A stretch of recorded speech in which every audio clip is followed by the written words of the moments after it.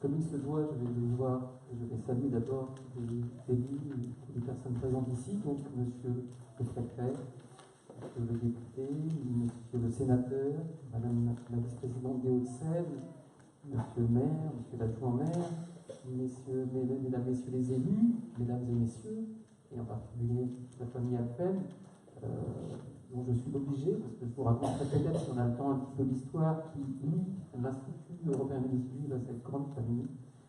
Mais en fait, je suis là en lieu et place de Madame Laure Schnapper, qui est la présidente de l'Institut européen des musiques juives, qui n'a malheureusement pas pu être des nôtres ce soir, comme on vous l'a dit. Et elle m'a prié de vous lire donc, le texte qu'elle a préparé à l'occasion de ce concert. Donc je vais faire un peu de plagiat. Et je vais lire ce texte. Alors, ne vous inquiétez pas, au début, je parlerai parfois au féminin. N'y voyez en aucun cas un mélange des genres, c'est simplement que je lis le discours de Madame Schnapper. Donc, Laure Schnapper qui vous dit: Je suis très heureuse que la municipalité de La Chapelle-en-Serval rende hommage à celui qui avait choisi de construire un château ou un grand pavillon de chasse en 1907, que sa veuve Alice a ensuite habité. Rappelons que c'est elle qui a financé le monument aux morts de La Chapelle et que son fils Georges en était le maire, je crois, pendant presque 30 ans, il me semble, le maire de La Chapelle-en-Serval. Comme on l'a dit tout à l'heure, la chasse et la musique étaient les deux activités favorites de Fernand Alphen, et on trouve ainsi sur les murs extérieurs de son château, aujourd'hui donc château Mont-Royal, qui est donc des bas-reliefs qui représentent des scènes de chasse exécuté par le sculpteur animalier Georges Gardet. Et Alphen, qui était aussi et avant tout musicien, avait fait installer une salle de spectacle sur le modèle de l'opéra comique, ni plus ni moins, qui avait donné en 1904 une de ses œuvres, Le Corps Fleuri. Et cette salle de spectacle se trouve être aujourd'hui la salle à manger de l'hôtel Mont-Royal. D'ailleurs, il y a, je crois, encore un endroit, peut-être des restes de l'orgue qui était utilisé pour jouer les œuvres de Fernand Alphen et de ses contemporains qui fréquentaient assidûment le château. À ce titre-là, en dehors des discours de Mme Schnapper, je rappellerai le rôle de mécène très important qu'a joué la famille Alphen, et notamment donc la veuve de Fernand Alphen pendant des années, puisqu'elle a reçu, que ce soit ici ou que ce soit à Paris, rue de Montorville, les plus grands compositeurs de son temps. C'est ainsi qu'on retrouve dans les archives qui nous ont été confiées par la famille Alphen, je l'en remercie encore, les noms de compositeurs tels Darius Milhaud, Alexandre Tanzmann, Georges Enesco, vraiment des noms importants qui ont laissé des œuvres et parfois même des manuscrits. Donc, Alphen était très très attaché à la Chapelle-en-Serval et à son château qu'il avait fait construire sur une butte où on domine toute la forêt.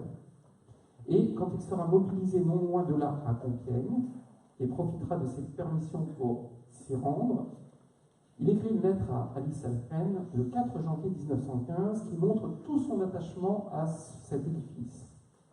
Je cite la lettre: « Tu m'as envoyé un parfum exquis de la chapelle, et je t'avoue que les échos de cette propriété que je considère presque comme un enfant de nos œuvres, et que j'aime comme telle, me font un réel plaisir. » Alors, je voudrais dire quelques mots sur Fernand Alphen, puisque c'est vrai que pour beaucoup, on le découvre, on le redécouvre, pas non seulement aujourd'hui, mais déjà depuis quelques années, depuis une dizaine d'années. Donc, Fernand Alphen est né en 1872, 10 ans après Debussy et 3 ans avant Ravel, pour vous le situer. En revanche, il meurt avant eux, en mai 1917, donc un an avant Debussy, à l'âge de 45 ans, des suites de son engagement pendant la Première Guerre. Sa période créatrice est donc courte. Elle ne dure que 18 ans, puisqu'il sort du conservatoire en 1896 après avoir obtenu le second prix de Rome. Il l'a obtenu à 24 ans, et il a arrêté de composer en 1914, évidemment, du fait de la Première Guerre mondiale, même si on a quelques œuvres, 3 ou 4, qu'il a composées pendant la guerre, et qui parlent justement de la guerre. Les tranchées, par exemple, une mélodie qu'il écrit qui décrit l'univers de cette guerre. Sa vie coïncide avec la première partie de la Troisième République, une période très faste pour la musique française, et Alphen s'est consacré surtout à ce genre très prisé à l'époque en France, la mélodie. Tellement prisé qu'on l'appelle souvent la mélodie française, et évidemment, les noms tout de suite nous viennent de Gabriel Fauré, les mélodies Fauré, mais également Debussy, Ravel et bien d'autres encore. Cette mélodie qui va être un emblème de la France dans le monde entier. Il a composé près d'une centaine de mélodies, Fernand Pfenn, ainsi que de la musique instrumentale, et notamment une superbe sonate pour piano et violon, dont on entendra le final tout à l'heure.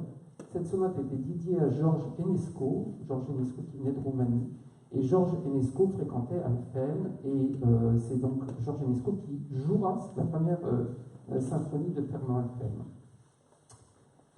Vous entendrez également des duos, et notamment un magnifique Andante religioso pour violoncelle et piano. Quelques mots sur cet Andante religioso, juste, je vous le dirai tout à l'heure, mais c'est une pièce assez attachante, je vais l'expliquer tout à l'heure. Un trio à cordes, des trios avec piano, des suites d'orchestre, et même une symphonie qui a été enregistrée l'année dernière, avec notamment le violoncelliste Martin Barral, qui a une double casquette, puisqu'il est également chef d'orchestre, il dirige l'orchestre et le chœur du campus d'Orsay, de l'université d'Orsay. Et nous avons enregistré ensemble un disque où est joué pour la première fois, donc la première symphonie de Fernand Alphen, dans la collection de disques de l'Institut européen de musique juive. Parce que nous avons également des collections de disques. Non seulement nous sommes également dans la transmission, comme vous l'avez fort bien dit tout à l'heure, c'est-à-dire que nous avons un devoir, c'est celui de transmettre l'apport du judaïsme en France, l'apport du judaïsme français, comme un pan à part entière du patrimoine français, et c'est notre mission. Et c'est pour ça que nous conservons ces documents, nous les numérisons et nous les mettons à la disposition de tous.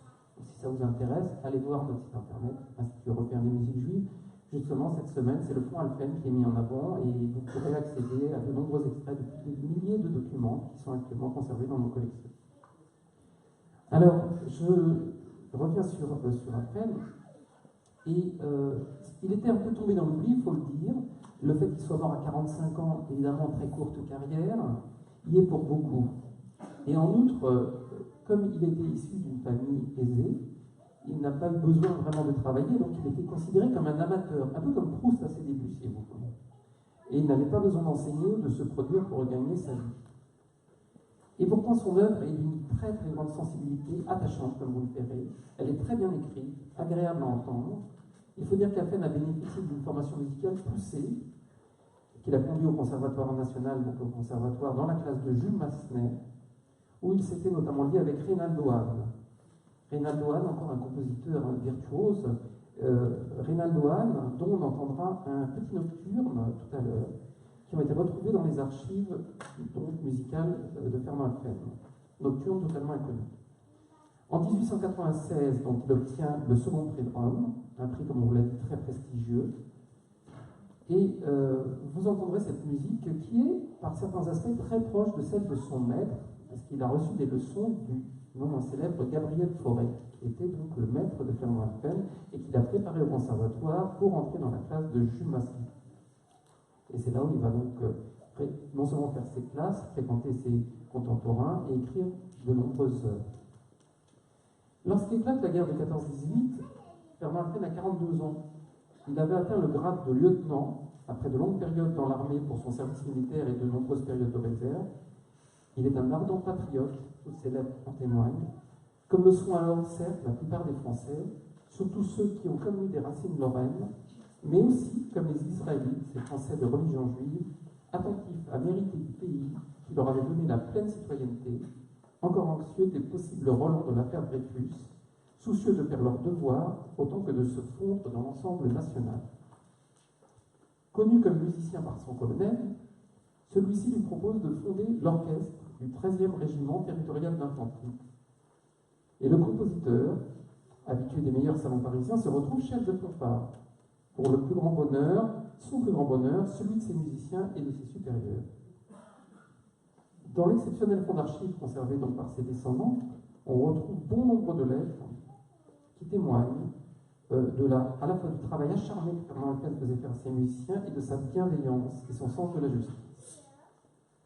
Et donc ce travail acharné permet à son orchestre de se hisser au premier rang.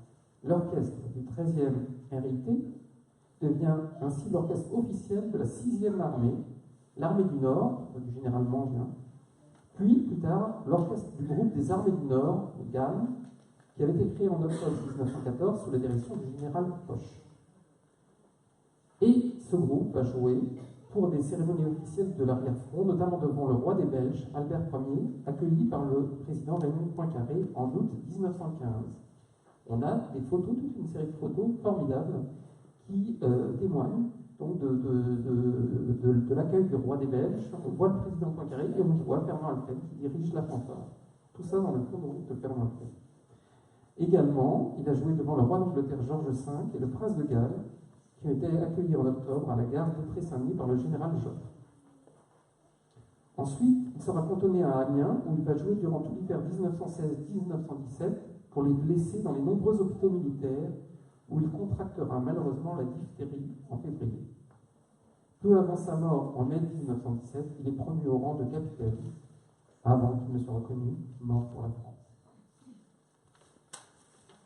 Le concert qui va maintenant se dérouler va nous permettre d'entendre plusieurs œuvres de Fernand Alphen, interprétées par la soprano Élodie Kimel, le violoniste Clédis Rexaud, le violoncelliste Martin Barral et le pianiste et maître d'œuvre de ce programme, Christophe Chauvet, qu'on peut remercier. Je vais dire quelques mots rapidement sur ce programme et après je laisse la parole. D'ailleurs, je suis dans les temps où vraiment je finisse. Donc vous entendrez d'abord en introduction une pièce connue de Hector Berlioz. Alors on commence par du Berlioz. Pourquoi? C'est la Villanelle, extrait des Nuits d'été sur une poésie de Théophile Gautier. Et cette Villanelle et cette poésie de Théophile Gautier a également été mise en musique par Fernand Alphen. Donc il nous a semblé intéressant de juxtaposer les deux pièces, la version donc de Berlioz, puis la version de Fernand Alphen, que vous entendrez tout de suite après. Ensuite, vous entendrez ce petit nocturne pour violon et piano, donc de Reynald Douane. Alors c'est une œuvre de jeunesse inédite donc du compositeur Reynald Douane qui a été retrouvée dans les archives de Fernand Alphen. Reynald Douane avait à peine 16 ans, il avait 15 ans et demi quand il a écrit. Donc c'est vrai que c'est une pièce aussi charmante qui témoigne de son temps et du style de l'époque. Et l'Institut européen des musiques juives a à cette occasion publié cette partition, ce qui permet qu'un main soit joué. C'est aussi notre rôle. Puis vous entendrez donc une sicilienne pour violon et piano, qui rappelle tout à fait la sicilienne de Gabriel Fauré et l'admiration donc que Fernand Alphen vouait à Gabriel Fauré. Ensuite, vous aurez une mélodie très sautillante qui s'appelle Les Gnomes, sur une poésie de Paul Rebout, puis une mélodie plus triste, intitulée L'agonie, peut-être un pressentiment. Ensuite, vous aurez cette Andante religioso d'après un thème hébraïque pour violoncelle et piano, qui montre aussi que Fernand Alphen était active au sein du judaïsme français. Il siégeait d'ailleurs parmi la commission de la musique du consistoire à l'époque pour donner des conseils sur le choix des œuvres et des répertoires qui seraient joués dans les synagogues consistoriales. Et il a composé plusieurs pièces d'ailleurs pour la synagogue. Et cet Andante religioso, le thème est pris d'après une prière du vendredi soir. Puis une romance pour violoncelle et piano, tout à fait charmante, une sicilienne pour piano seul, et ensuite mélodie pour violoncelle et piano, une dernière mélodie sous l'épée sycomore, et nous finirons par le final brillant de la sonate pour violon et piano dont j'ai parlé tout à l'heure, dédiée à Georges Enesco. Alors, ça y a un proverbe qui dit dans la tradition juive, le silence vaut mieux que la parole, mais la musique vaut mieux que les silences. Alors, place à la musique. Merci.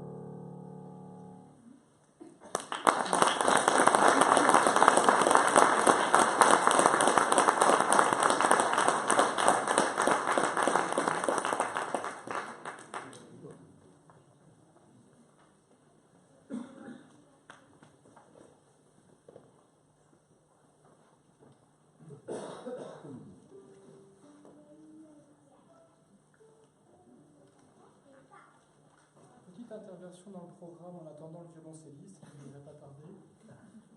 Finalement, vous n'aurez pas droit au nocturne pour piano seul, mais à la sicilienne.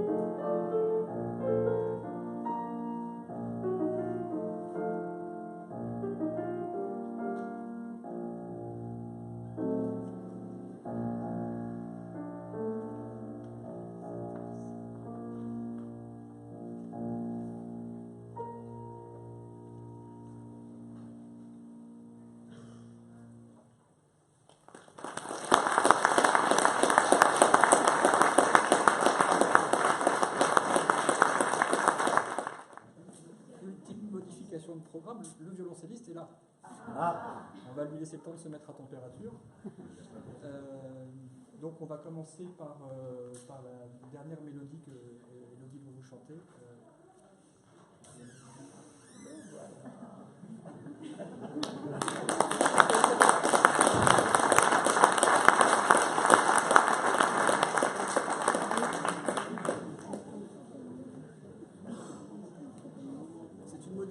Mais pas celle que j'allais vous annoncer. Donc là, on reprend au milieu du programme avec la pièce hébraïque, l'andantée religieuse.